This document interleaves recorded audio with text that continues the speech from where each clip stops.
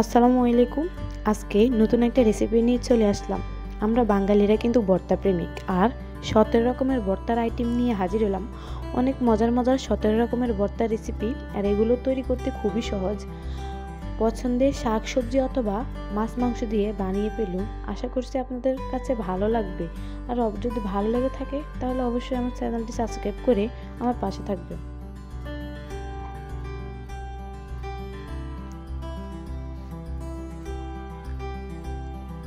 আমি প্রথমে টমেটোর ভর্তা বানাবো। এখন আমি চুলায় শুকনো মরিচ ভেজে নিব। তার জন্য সামান্য কিছু তেল দিয়ে শুকনো মরিচগুলো ভেজে নিব। এখন শুকনো মরিচগুলো ভেজে নেওয়া শেষ। এখন আমি একটা বাটিতে তুলে নিচ্ছি। তারপরে এখানে আমি 5টা টমেটো নিব। এখন টমেটোগুলো দিয়ে দিব, তারপর ঢাকনা দিয়ে রাখবো। ঢাকনা দিয়ে রাখলে সিদ্ধ হয়ে যাবে খুবই তাড়াতাড়ি। এখন আমি ঢাকনাটা তুলে নিচ্ছি, কারণ টমেটোগুলো সিদ্ধ হয়ে গেছে। এখন আমি টমেটোগুলো উঠিয়ে নিব একটা বাটিতে।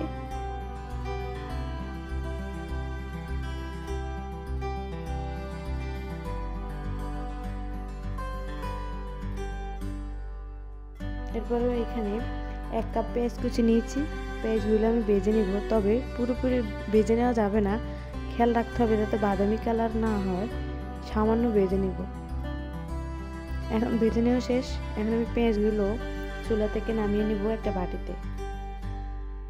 তারপরে এখন টমেটোর ভর্তা বানিয়ে নিব। তো এখন টমেটোগুলো কীভাবে হাত দিয়ে চটকে নিব। তারপরে এর সাথে আমি কিছুটা শুকনো মরিচ ব্যবহার করবো। আপনারা যেরকম জাল খেতে চাবেন ওইরকমই শুকনো মরিচ দেবেন। তো আমি এখন শুকনো মরিচ দিয়ে দিব এভাবে ভেঙে। তারপরে এর মধ্যে ভেজে রাখা পেঁয়াজ কুচি দিব। তারপরে স্বাদ মতো লবণ দিয়ে হাত দিয়ে এভাবে চটকিয়ে টমেটোর ভর্তা বানিয়ে নেব।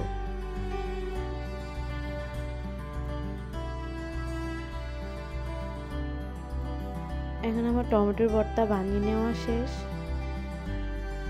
এরপরে আমি রসুনের ভর্তা বানাবো। রসুনের ভর্তা বানানোর জন্য চুলায় একটা প্যান বসিয়ে দিলাম। তারপরে একটা বড় রসুন নিয়েছি। রসুনের থেকে খোসাটা খুলে এখন এই কোয়াগুলো আমি সিদ্ধ করে নেব। তার জন্য ঢাকনা দিয়ে দেব। ঢাকনা দিলে খুব তাড়াতাড়ি সিদ্ধ হয়। এখন কোয়াগুলো সিদ্ধ হয়ে গেছে। এখন রসুনের কোয়াগুলো আমি উঠিয়ে নিচ্ছি একটা বাটিতে। তারপরে এখন আমি এখানে কাঁচামরিচ ভেজে নেব। আমি এখানে ভর্তাতে কাঁচা এবং শুকনো দুটো মরিচই ব্যবহার করব। তো কাঁচামরিচগুলো ভেজে নেব।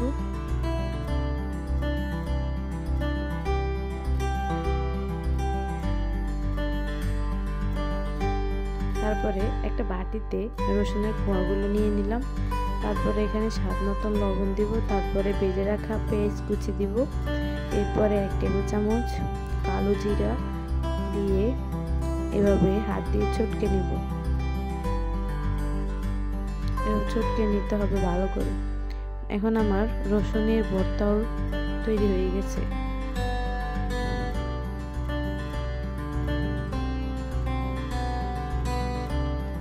তারপরে তৈরি করব থানকুনি পাতার ভর্তা। তো আমি এখন এখানে কিছুটা থানকুনি পাতা নিয়েছি। তারপরে এখানে কাঁচা পেঁয়াজ কুচি নিয়েছি। তারপরে 1 চা চামচ সরিষার তেল নিয়েছি। স্বাদ মতন লবণ দিয়ে এভাবে ভালো করে মেখে নিচ্ছি। ভালো করে মেখে নেওয়ার পরে এখানে আমি কয়েকটা শুকনো মরিচ ভেঙে দিচ্ছি। শুকনো মরিচগুলো দিয়ে দেওয়ার পরে এভাবে আবারও ভালো করে মেখে নিচ্ছি। মেখে নেওয়ার পরে এখন আমার থানকুনি পাতার ভর্তা রেডি হয়ে গেছে। তারপরে আমি এখন বৈতা শাকের ভর্তা বানাবো। তার জন্য আমি বৈতা শাকটা আগে পানি দিয়ে এবং তার সাথে লবণ দিয়ে একটু সিদ্ধ করে নিয়েছি। তারপরে এখন কাঠের হামানদিস্তায় এগুলোকে এভাবে ছেঁচে নিচ্ছি। তারপরে কিছুটা ভেজে রাখা কাঁচামরিচগুলো দিয়ে এভাবে কাঁচামরিচগুলো ছেঁচে নিব। এরপরে এখন আমি একটা বাটিতে উঠিয়ে নেব। তারপরে সামান্য একটু তেল আর কাঁচা পেঁয়াজ দিয়ে এভাবে মেখে নেব। তারপরে এখন আমার বৈতা শাকের ভর্তা পুরোপুরি রেডি হয়ে গেছে। এখন আমি কচুর শাকের ভর্তা বানাবো। তার জন্য এখানে কচুর শাকের পাতা নিয়েছি। পাতাগুলো আগে সিদ্ধ করে নিয়েছি। নিয়ে পরে এখন আমি হামানদিস্তা এভাবে চেঁচে নেব।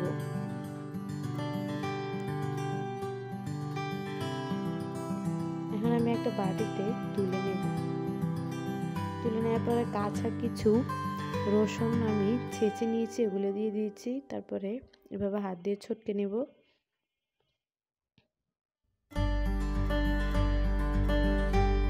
লবণটা আমি আগে দিয়েছি। কচুর পাতার ভর্তা শেষ, এখন আমি ডিমের ভর্তা বানাবো। তার জন্য আমি এখন এখানে 2টা সিদ্ধ ডিম নিয়েছি। ডিমগুলোতে আমি ভেজে রাখা ওই যে পেঁয়াজ কুচিগুলো ওগুলো দিয়ে দিলাম। তারপরে কিছুটা ধনিয়া পাতা কুচি, তারপরে শুকনো মরিচ,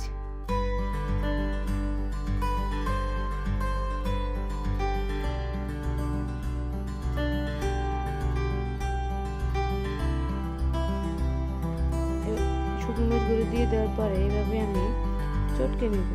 এখন আমার বাঁধাকপির ভর্তা তৈরি করে দেখাবো। বাঁধাকপির ভর্তার জন্য এখানে আমি বাঁধাকপি কুচি করে তেলে ভেজে নিয়েছি। ভেজে নেওয়ার পরে এখন আমি এগুলোতে ভেজে রাখা পেঁয়াজ কুচি, তারপরে ভেজে রাখা কাঁচামরিচগুলো দিয়ে হাত দিয়ে এভাবে চটকে নেব আর স্বাদ মতো লবণ দিয়ে দেব। এখন আমার বাঁধাকপির ভর্তাও রেডি হয়ে গেছে।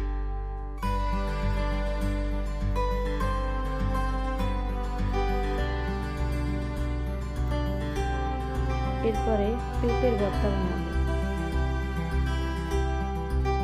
এখন পেঁপের ভর্তা বানানোর জন্য আমি এখন এখানে একটা পেঁপের অর্ধেক পেঁপে কেটে সিদ্ধ করে নিয়েছি। সিদ্ধ করে নেওয়ার পরে এখন আমি এখানে একটা বাটিতে নিয়ে দিলাম। তারপরে শুকনো মরিচ দিলাম, তারপরে ভেজে রাখা পেঁয়াজ কুচি, তারপরে ধনিয়া পাতা কুচি দিয়ে এভাবে হাত দিয়ে চটকে নিব। তারপরে স্বাদ মতো লবণ দিয়ে দেব। এখন আমার পেঁপের ভর্তাও রেডি হয়ে গেছে। তারপরে আমি সিমের ভর্তা বানাবো।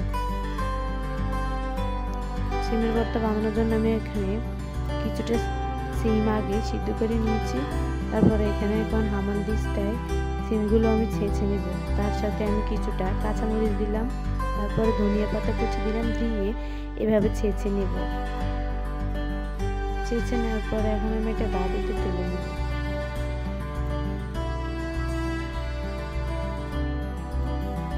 সিমের ভর্তা শেষ, এখন আমি পাঙ্গাস মাছের ভর্তা বানিয়ে দেখাবো। পাঙ্গাস মাছের যে পেটের কিছুটা নিয়েছি মাছের অংশ, ওগুলো এখন ভেজে নিয়েছি। ভেজে নিয়ে তারপরে এখন আমি কাঁটাটা ছড়ে এভাবে মাছটা নিয়ে নিচ্ছি। নিয়ে এখন আমি এভাবে হাত দিয়ে চটকে নেব। চটকে নেওয়ার পরে এর সাথে আমি এই যে ভেজে রাখা পেঁয়াজ কুচি, তারপরে ধনিয়া পাতা কুচি, তারপরে কাঁচামরিচ, স্বাদ মতো লবণ দিয়ে এভাবে হাত দিয়ে চটকে নেব। এখন আমার মাছের ভর্তাও রেডি হয়ে গেছে। তারপরে মুরগির মাংসের ভর্তা। মুরগির মাংস ভর্তার জন্য এখানে আমি 2 পিস মুরগির মাংস নিয়েছি। মাংসগুলোকে এরকম সাইজ করে কেটে আমি এগুলোকে ভেজে নিয়েছি। ভেজে নেওয়ার পরে এখন আমি এখানে একটা বাটিতে ভেজে নিয়েছি লবণ হলুদ মরিচ দিয়ে। তারপর এখন আমি একটা বাটিতে এভাবে মাংসগুলো ছেড়ে নিচ্ছি।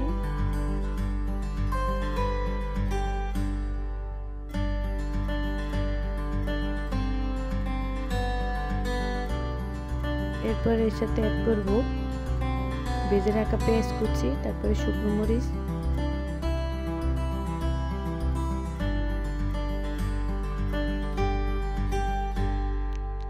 লবণটা আমি আগে দিয়েছি, তার জন্য এখানে আমি লবণ ব্যবহার করছি না। এখন আমার মুরগির মাংসের ভর্তা রেডি হয়ে গেছে।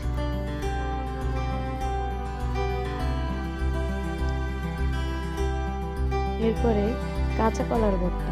আমি এখানে 2টা কাঁচা কলা নিয়েছি। কাঁচা কলাগুলোকেও সিদ্ধ করে নিয়েছি। সিদ্ধ করে নেওয়ার পরে এখন আমি এইভাবে হাত দিয়ে চটকে নেব কাঁচা কলাগুলো।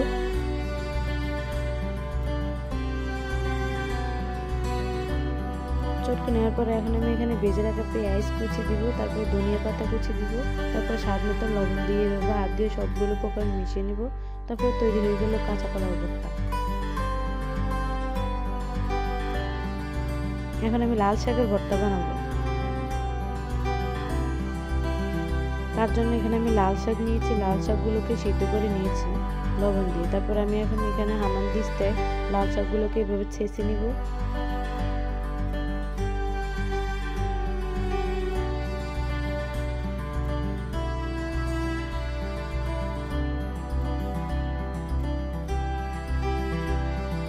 ছেঁচে নেওয়ার পর এখন আমি এটা বাড়িতে নিয়ে নিচ্ছি। এরপরে ভেজে রাখা পেঁয়াজ কুচি দিব, স্বাদ মতো লবণ দিয়ে মেখে নেব। তারপরে তৈরি হয়ে গেল লাল শাকের ভর্তা। খুবই সহজভাবে তৈরি হয়ে গেল। এখন আমি পালং শাকের ভর্তা বানাবো। তার জন্য পালং শাকও নিয়েছি, আর পালং শাকগুলোকে আমি আগে সিদ্ধ করে নিয়েছি। সিদ্ধ করে নেওয়ার পর এখন আমি এভাবে হামানদিস্তায় ছেঁচে নিচ্ছি।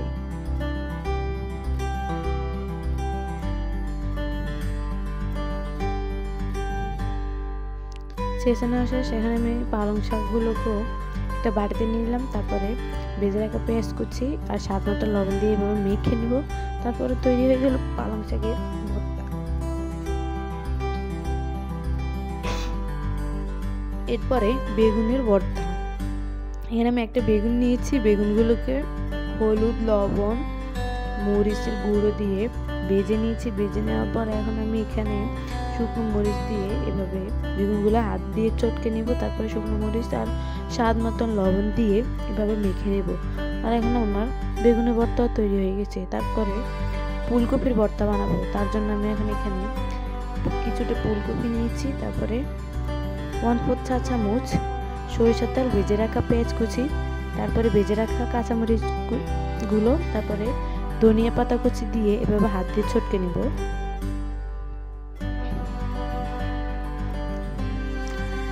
এখন আমার ফুলকপির ভর্তাও রেডি হয়ে গেছে।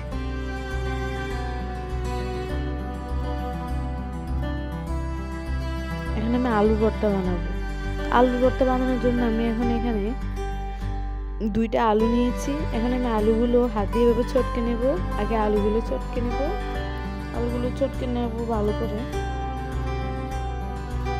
চটকে নেওয়ার পরে একটা সাইডে রেখে দেবো। তারপরে এখানে আমি এই যে কাঁচা পেঁয়াজ কুচি, তারপরে শুকনো মরিচ,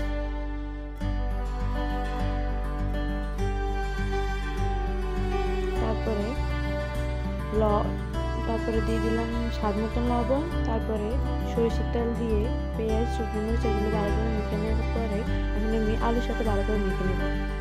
এভাবে মেখে নেওয়ার পর আমার এখন তৈরি হয়ে গেল আলুর ভর্তা। এখন আমার সবগুলো ভর্তার রেসিপি তৈরি হয়ে গেছে। আমি চেষ্টা করছি খুবই সহজভাবে ভর্তাগুলো বানানো, তাই সহজভাবে আপনাদের সাথে শেয়ার করলাম। তো আজকের এই রেসিপি যদি ভালো লেগে থাকে তাহলে অবশ্যই আমার পাশে থাকবেন। ধন্যবাদ।